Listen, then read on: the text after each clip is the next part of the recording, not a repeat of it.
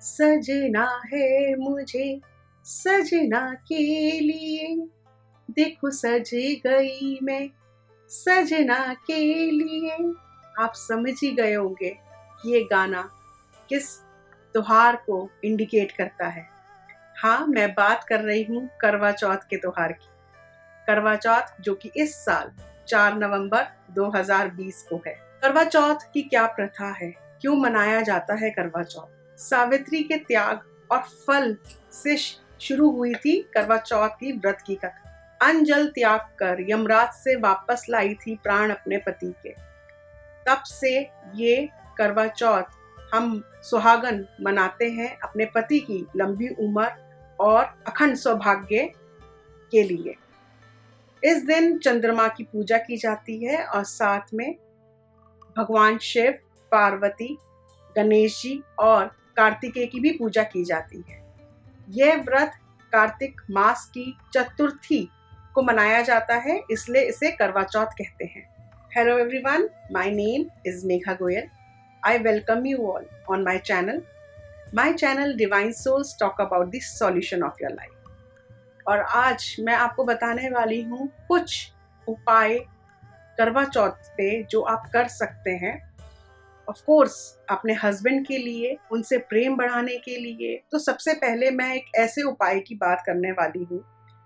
ये उपाय है बहुत आसान, लेकिन कुछ लोगों को ये उपाय बहुत मुश्किल लगने वाला है। और ये उपाय सुनने के बाद कुछ लोग बोलेंगे कि मेघा जी क्या बता रही हैं, ऐसे कोई होता है, ऐसे करने से क्या हो जाता है। तो मैं किस उपाय की बात कर रही हूँ? मैं बात कर रही हूँ सास और बहू के उपाय की। इस दिन हम अपने पति की लंबी उम्र की कामना करते हैं, सदा सुहागन रहने की कामना करते हैं, लेकिन हमें ये नहीं भूलना चाहिए कि हमारे पति हमें कब मिले और कैसे मिले। हमारे पति हमें हमारी सास के द्वारा मिले, मदर इन लॉ के द्वारा मिले। अगर मदर इन लॉ नहीं होती तो आपके हस्बैंड भी नहीं होते। इसलिए सास और बहू का रिश्ता भी बहुत इम्पोर्टेंट रिश्ता है इस वर्ल्ड में। बहुत से लोग हैं जिनकी सास बहू से नहीं बनती। बहुत से घर हैं जिसमें सास बहू माँ बेटी के समान रहते हैं। लेकिन यहाँ पे मैं एक बात ज़रूर बोलना चाहूँगी, जिनकी सास से नहीं बनती उन्हें ये ब्लेम नहीं करना चाहिए कि मेरी सास बुरी है, मेरी सास ने मेरे साथ ऐसा किया। आपको ये नहीं भूलना चाहिए कि आपने भी कुछ ऐसा किया है जो आपस में आप दोनों की नहीं बनती। मैं एस्ट्रोलॉजर के साथ साथ पास्ट लाइफ थेरेपिस्ट भी हूँ। तो अगर मैं पास्ट लाइफ की बात करूँ, पास्ट लाइफ के कर्मों की बात करूँ, तो हम पिछले जन्मों में कुछ ऐसा हमने कर्म करे होते हैं जो हम मरने के बाद दोबारा जन्म लेके उन कर्मों को भुगतते हैं। सो जिनके रिश्ते अपनी सासों के साथ नहीं बनते या जिनके सास उन पे अत्याचार करती हैं, तो कहीं ना कहीं आपने अपने पिछले जन्म में अपनी सास को कहीं दुख पहुंचाया है, उनके साथ गलत किया है, जो इस जन्म में आप वो कर्म के उसमें पूरा कर रहे हैं।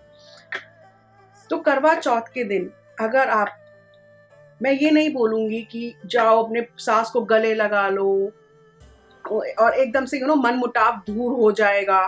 लेकिन हाँ, ये जो मैं उपाय बता रही हूँ, अगर आप इसको डेली करेंगे, करवा चौथ वाले दिन से स्टार्ट करिए और इसको आप डेली करिए, आप देखेंगे कि आपकी और आपकी मदर इन लॉ के रिलेशन में धीरे धीरे धीरे धीरे एक स्वीटनेस आने लगी।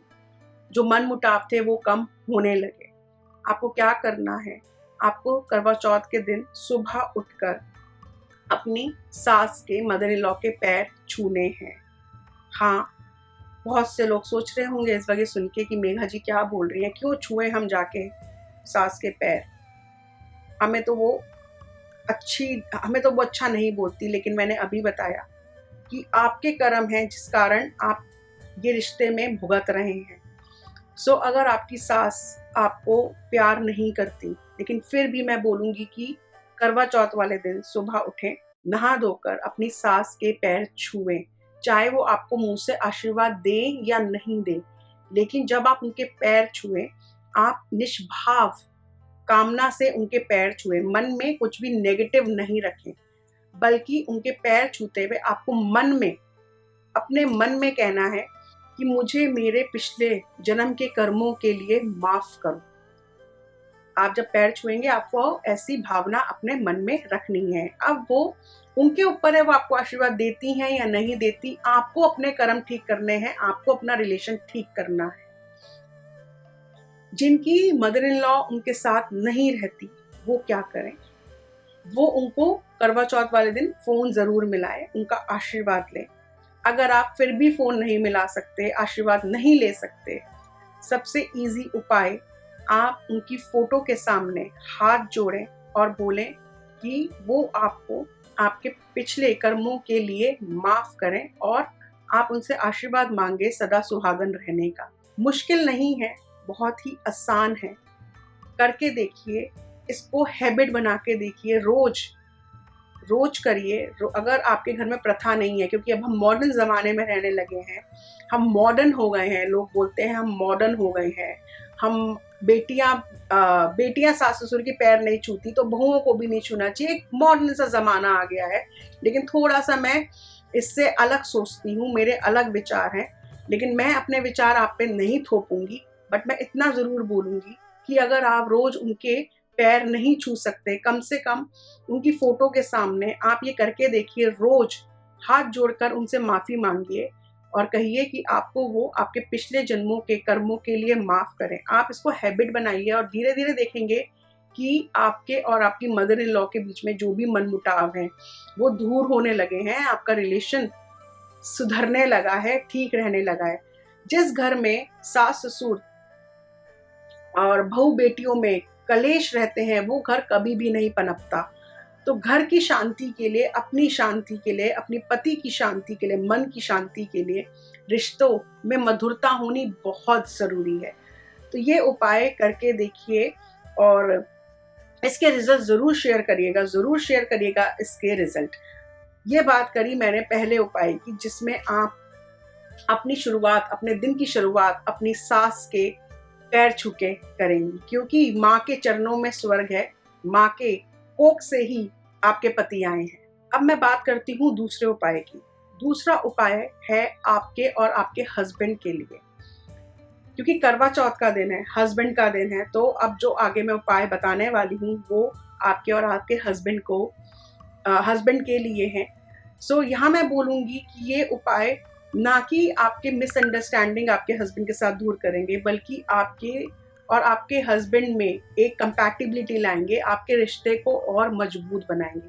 करना क्या है, आपको सीख की झाड़ू लेनी है, सीखों वाली झाड़ू जिसको हम बोलते हैं, सीख की झाड़ू लेनी है। उसकी 2 तिल्लियां निकाल लेनी है। 2 तिल्ली आप ले लेंगे, एक तिल्ली को आप पॉइंटेड रखेंगे और दूसरी तिल्ली की पॉइंट आप नीचे रखोगे। तो अगर आप देख सकते हो, एक तिल्ली का पॉइंट अपोजिट डायरेक्शन में है और एक तिल्ली का पॉइंट दूसरी डायरेक्शन में है, अपोजिट डायरेक्शन में है। इन दोनों तिल्ली को आप ब्लू रंग के धागे से बांध देंगे।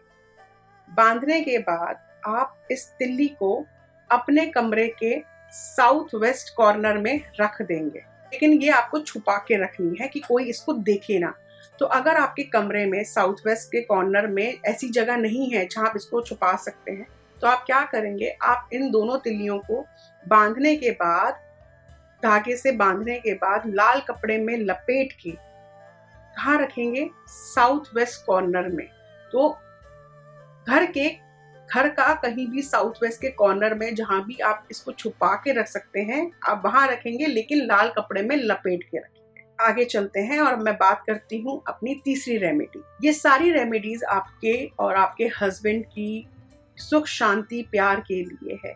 जो तीसरी रेमेडी है उसमें आपको क्या चाहिए, उसमें आपको 11 गोमती चक्र चाहिए और एक सिंदूर की डिब्बी चाहिए। सिंदूर क्या होता है, रोली नहीं बोल रही, सिंदूर बोल रही, सिंदूर जिसको हम मांग में भरते हैं, सिंदूर की डिब्बी चाहिए। इसमें आप ये 11 गोमती चक्र जो हैं वो रख देंगे।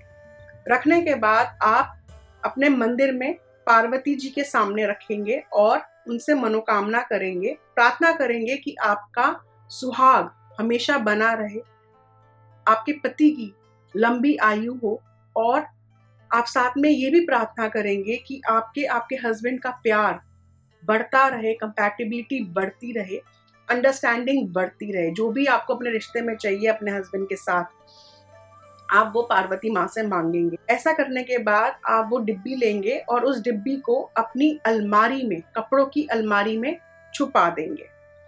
करके देखिए और रिजल्ट्स आपको दिखने बहुत जल्द शुरू हो जाएंगे।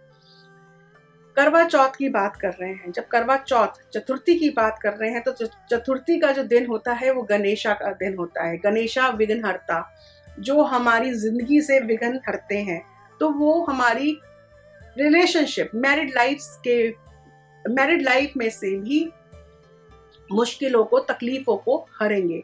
उसके लिए आपको क्या करना है, आपको गणेश जी के सामने 21 गुड़ की डली चढ़ानी है। 21 गुड़ की डली आप गणेश जी को चढ़ाएंगे और उनसे प्रार्थना करेंगे कि गणेश भगवान, जैसे आपको गुड़ पसंद है, जैसे आप मीठा आपको पसंद है, वही गुड़, वही मीठा मेरे और मेरे पति के बीच में लेके आइए। हमारे रिलेशनशिप को मीठा बनाइए, गुड़ जैसा बनाइए, मजबूत बनाइए। अगले दिन ये गुड़ आप गाय को खिला देंगे। ये बात करी हमने चतुर्थी की। अब करवा चौथ की बात हो और चांद का उपाय ना हो, ऐसा कैसा हो जाए। तो चांद को ज्यादातर लोग जब अर्घ देते हैं, वो अर्घ देते हैं सिर्फ जल का, सिर्फ वाटर का अर्घ देते हैं।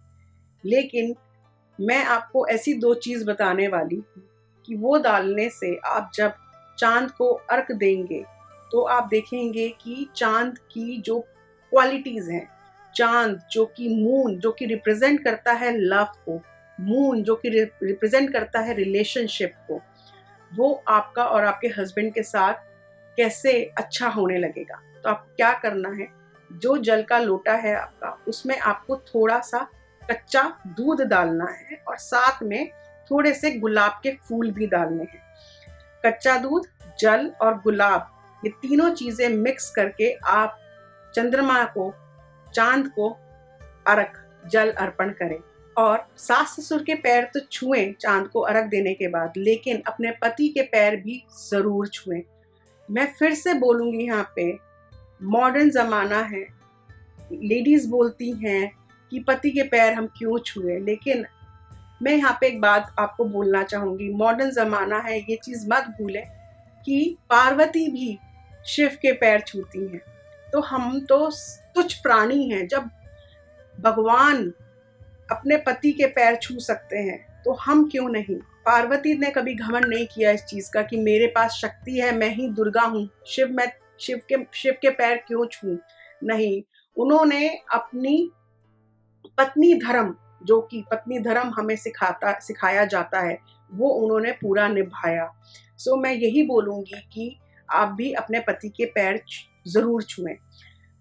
इस वीडियो को एंड करने से पहले मैं एक बात और बोलना चाहूंगी। आजकल मैं देखती हूँ, क्योंकि मेरे भी बच्चे हैं, मेरे भी लड़के हैं, हमारी फैमिली में भी लड़के हैं या हमारे फ्रेंड्स भी हैं, जो बड़े गर्व के साथ बोलते हैं, बड़े प्राउड के साथ बोलते हैं, करवा चौथ का व्रत है, मैं तो रख ही रही हूँ, मेरा पति भी रख रहा है, मैं तो रखूंगी ही, लेकिन मेरे पति को रखना पड़ेगा। मैं भूखी रहूं, मेरा पति क्यों नहीं भूखा रहे। मैं उन लोगों के लिए एक चीज बोलना चाहूंगी, बहुत अच्छी बात है कि पति पत्नी एक दूसरे को समझ रहे हैं, कि पति जो है अपनी पत्नी के साथ व्रत रख रहा है, बहुत अच्छी बात है, ये कंपैटिबिलिटी है। लेकिन अगर हम एक रीति रिवाजों को समझें, अब चाहे आप ये कह लो कि रीति रिवाज पुराने हैं, मेघा जी क्या दोगली बातें कर रहे हो, लेकिन जो रीति रिवाज है उन रीति रिवाजों को उसी हिसाब से करना चाहिए। सावित्री थी जो अपने पति के प्राण वापस लेके आई। अगर आप आज मॉडर्न जमाने की हम बात करें तो भी हम औरतें हैं जो हर वक्त माँ, बेटी, बहन सारे रूप निभाती है और उन रूपों में शक्ति की तरह बन के खड़ी रहती है। पुरुषों में वो शक्ति नहीं है, पुरुषों में वो शक्ति नहीं है। इसलिए जो रीत रिवाज हैं उन रीति रिवाज से ही चलना चाहिए। बहुत प्यारा दिन है ये दिन एक ऐसा दिन है जिसमें आप एक दुल्हन की तरह वापस से सजते हो। अगर मैं बात करती हूँ यहाँ पे दुल्हन की तरह, तो एक तरीके से ये दिन एक ऐसा दिन है जिस दिन आपकी शादी हुई, क्योंकि एनिवर्सरी पे हम नॉर्मल तैयार होते हैं या तैयार भी हुए, जाके केक काटा, डिनर किया, वापस आए। हम वापस से अपनी शादी की तरह भारी कपड़े नहीं पहनते, ज्वेलरी नहीं पहनते, अपनी एनिवर्सरी पे सुंदर से तैयार नहीं होते, फूल नहीं लगाते, मेहंदी नहीं लगाते, लेकिन करवा चौथ पे हम दोबारा अपनी शादी वाला दिन जीते हैं। तो उन मेमोरीज को याद करते हुए मैं आप सबको करवा चौथ की बहुत सारी ढेर सारी शुभकामनाएं देना चाहूंगी। Stay tuned, like and share this video. Do not forget to subscribe to my channel. My name is Megha Goyal. I am an astrologer, numerologist, past life therapist, Vastu and Feng Shui expert, tarot card reader, psychic healer, and a life coach. Angels love for everyone. Atma Namaste.